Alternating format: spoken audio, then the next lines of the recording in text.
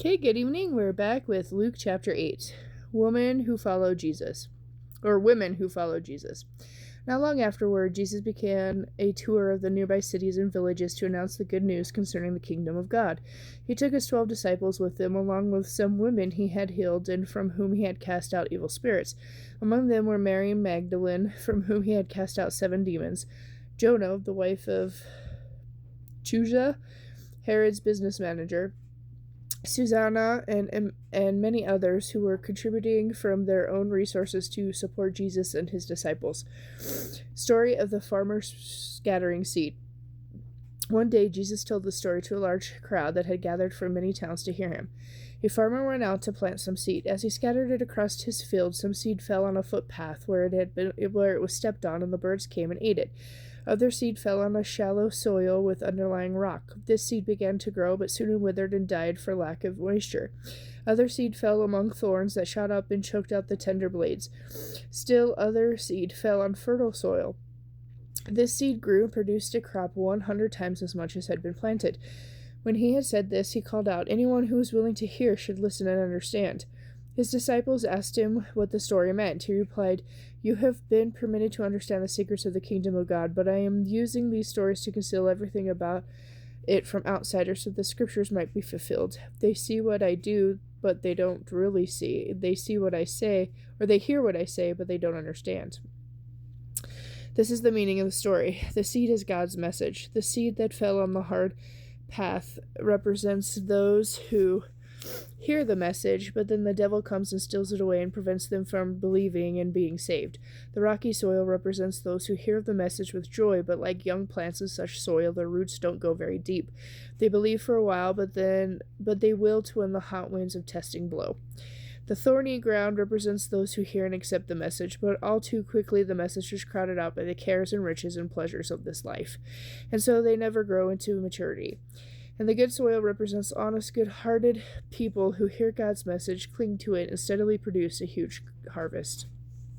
Illustration of the lamp. No one would light a lamp and then cover it up or put it under a bed. No lamps are mounted in the open where they can be seen by those entering the house, for everything that is hidden or secret will eventually be brought to light and made plain to all. So be sure to pay attention to what you hear. To those who are open to my teaching, more understanding will be given, but to those who are not listening, even what they think they have will be taken away from them. The true family of Jesus.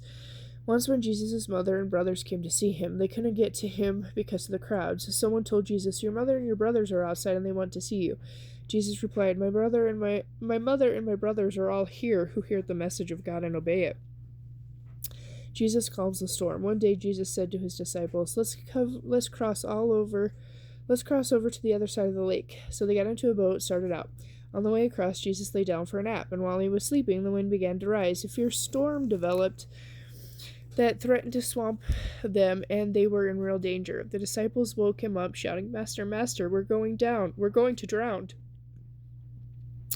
So Jesus rebuked the wind and raging waves. The storm stopped and all was calm. Then he asked them, "Where is your faith?" And they were filled with awe and amazement. They said to one another, "Who is this man that even the winds and waves obey him?" Jesus heals a demon-possessed man. So they arrived in the land of the Gergesenes, across the lake from Galilee. As Jesus was climbing out of the boat, a man who was possessed by demons came out to meet him. Homeless and naked, he had lived in a cemetery for a long time. As soon as he saw Jesus, he shrieked and fell to the ground before him, screaming, "Why are you bothering me, Jesus, Son of the Most High God? Please, I beg you, don't torture me." For Jesus had already commanded the evil spirit to come out of him. The spirit had often taken control of the man. Even when he was shackled with chains, he simply broke them and rushed out into the wilderness, completely under the demon's power. "What is your name?" Jesus asked. "Legion," he replied, for the man was filled with many demons. The demons kept begging Jesus not to send them into the bottomless pit. A large herd of pigs was feeding on the hillside nearby, and the demons pleaded with them to let them enter into the pigs. Jesus gave them permission. So the demons came out of the man and entered into the pigs, and the whole herd plunged down the steep hillside into the lake, where they drowned. When the herdsmen saw it, they fled to the nearby city and surrounding countryside, spreading the news as they ran. A crowd soon gathered around Jesus, for they wanted to see for themselves for themselves what had happened. And they saw the man who had been possessed by demons sitting quietly at Jesus' feet, clothed and sane. And when the whole crowd was afraid, the whole crowd was afraid.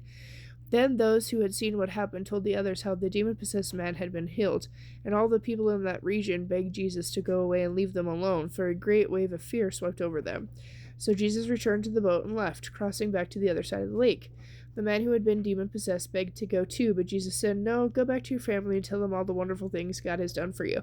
So he went all through the city telling about the great thing Jesus had done for him. Jesus heals in response to faith.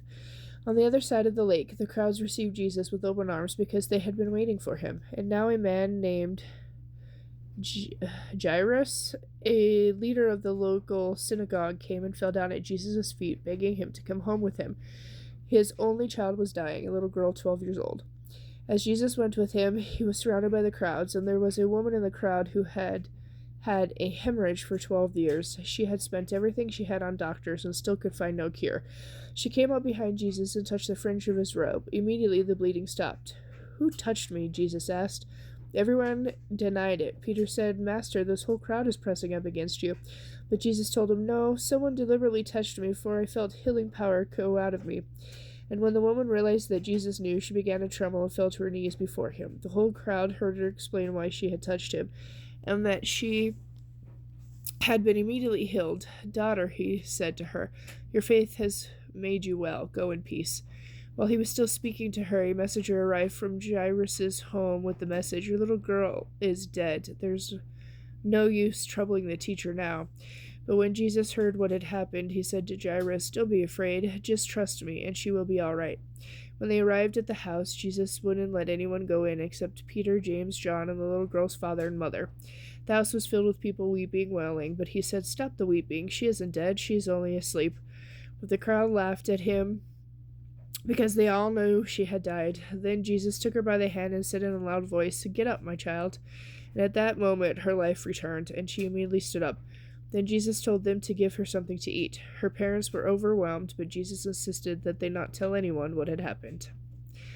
Okay, and I'll be back tomorrow with Luke chapter 9.